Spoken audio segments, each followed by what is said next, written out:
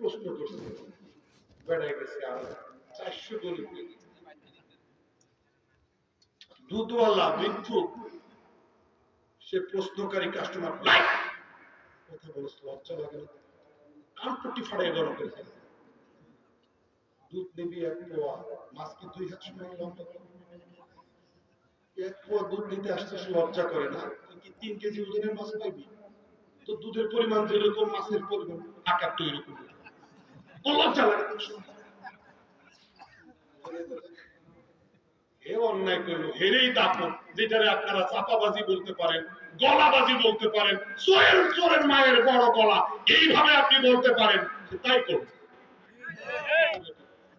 Customer বেচারা অসহায়, তো দাপট নাই, ভাগ্যে এখান থেকে, তাহলে কিন্তু প্রশাসনে ডাকতেছে, যে প্রশাসনের কথা শুনে ডরে, তো ভাই আমার আর কোনো ক্ষতি করিস না, অথচ বেচারাই পুরা হকের। আর যে অন্যায় করলো, পানি মিশাইলো, বুঝেন না? বুঝেন না কথা? কেউ টুপি শুইয়া কাস্টমারের কসম খায়, আল্লাহর কসম, টুপির কসম, এটা পিওর। কাস্টমার চলে যাওয়ার পরে মিথ্যা বইলা কাস্টমারকে বিভ্রান্ত করে, প্রতারিত করে পাঠাই দেওয়ার পরে পাশের ব্যবসায়ী জিজ্ঞেস করে, কিরে টুপিটা হাতে নিয়ে কসম খাইলি, খালি কসম খাইলে কি হইতো? টুপিটা তো একটা মর্যাদা। সে কয়, ওইটা আমার তেল বেচা দুধ বেচা টুপি, আমার নামাজের অরিজিনাল টুপি আর একটা পকেটে। কথা বলছেন না? বুঝেন না? হাইছেন না? আসার জন্য সব জায়গাগুলোতে কি আপনারা এরকম চাপাবাজি, গলাবাজি, মিথ্যাচার দেখেন নাই নাকি? দেখেন নাই? আর যদি বলেন যে আমি ভুল বলতেছি, তাহলে আপনি আমাকে সংশোধন করে দেন। সব জায়গায় মিথ্যা, মারতেছে, তার মারি নাই, বুঝেন নাই কথা? এইভাবে তাক করে রাখছে, একটু ভয়ের পরিস্থিতি নিয়ন্ত্রণ, একটা ভুললে পাই। শাপলা চত্বরে কোনো রক্ত ঝরেনি, অনেক রং মেখে খেয়েছে। ভাই, জাতির সাথে উপহাস করা, তারা কি রাষ্ট্র ক্ষমতায় থাকবার যোগ্য? তারা কি প্রশাসনের গুরুত্বপূর্ণ চেয়ারে থেকে দায়িত্ব পালন করবার যোগ্য? যারা অলওয়েজ মিথ্যাচার করে, ঘুমাইতে যাওয়ার সময় মিথ্যা বলে, মিথ্যার উপরে তাদের ঘুম আনতে চায়, জাগ্রত হওয়ার সঙ্গে সঙ্গে আবার মোবাইল হাতে নিয়ে কিছু নাই, বাসি মুখে করে না করছে, ওরা মাইরে আসতে। ঘুমের পরের কথা হলো, আবার ঘুমে যাইবার সময় মাইরা তাড়াতাড়ি, আমি সকালে উঠে জন্য শুনি তুই মাইরা। এটার নাম কি নেতৃত্ব? জবাব জবাব তো, এটার নাম কি লিডারি? এটার নাম কি কিয়াদত?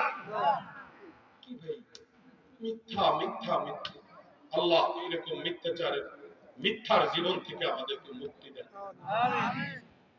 দ্বিতীয় কোয়ালিটি সাহাবায়ে কেরামের আল মুসাবাকা ফিল ঈমান। والسابقون الأولون من المهاجرين والأنصار والذين اتبعوهم بإحسان رضي الله عنهم ورضوا عنه। তাদের মধ্যে কমন একটা মুসাবাকা ছিল, প্রতিযোগিতা, ইংরেজিতে বলে কম্পিটিশন। কিন্তু এটা দুনিয়াদারির কম্পিটিশন না, নেতৃত্ব আর ক্ষমতার কম্পিটিশন না, বাড়ি আর সম্পদের কম্পিটিশন না, এটা কম্পিটিশন দুই পরাশক্তির কম্পিটিশন না, কে কার আগে ঈমান আর নেকিতে আগে বাড়বে। কিছুই নাই, তারপর ঘর কাছাইয়া নিয়ে আল্লাহ নবীর খেদমতে হাজির করে। বুঝেন নাই? হযরত ওমর রাদিয়াল্লাহু আনহু তবুকে যুদ্ধে মনে করেন আজকে একটু বেশি পরিমাণে নিব, সেজন্য আবু বকর সিদ্দিকের সঙ্গে কুলাইয়া পারে সব পয়সা নিয়ে আসে। প্রতিযোগিতা। 3 নম্বর কোয়ালিটি ওই জায়গা থেকে, যেহেতু এটা আমার বিষয়, চাই একটা আগে বলি। 4 নম্বর হইল খাউফে খোদা, যালিকা লিমান খাশিয়া রাব্বাহ। আগের 3 জায়গায় কোয়ালিটি আগে, রাদিয়াল্লাহু আনহুম পরে, শেষ সূরায় সূরায়ে বাইয়িনায় রাদিয়াল্লাহু আনহুম আগে, কোয়ালিটি পরে। যালিকা লিমান খাশিয়া রাব্বাহ। খাউফে খোদা বদর যে আকাশ, সিদ্দিক আকবর রাদিয়াল্লাহু আনহুর মতো মানুষ, ওমর ফারুক রাদিয়াল্লাহু আমাদের মতো মানুষ সারাক্ষণ সারাক্ষণ চিন্তিত, আমার কি হবে, আমার কি হবে, আমার কি হবে। আল্লাহ যদি মাফ না করেন তাহলে তো অবস্থা খারাপ।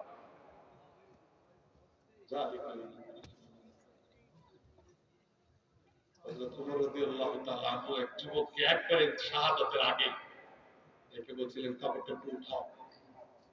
ওই যুবক, উনি যুবক দেখছে ওরা যেন হু করে কাঁদতেছে, এত কান্দেন, সারা পৃথিবীর অর্ধেক এলাকার চেয়ে বেশি এলাকা জুড়ে আপনি ইসলামিক শাসন ব্যবস্থা আদল ইনসাফ কায়েম করছেন, এই আপনি এত বেশি খেদমত আঞ্জাম দিয়েছেন।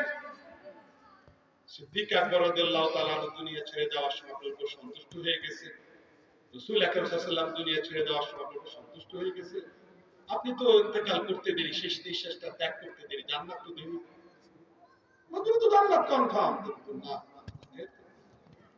আমার বুঝনে আমলের সময় যদি নেকি আর যদি পাল্লাটা বরাবর হয় তাও আমি আমাকে কামিয়াব। ভয় কি, ভয় কি? আল্লাহ আমাদেরকে বুঝাতে হবে।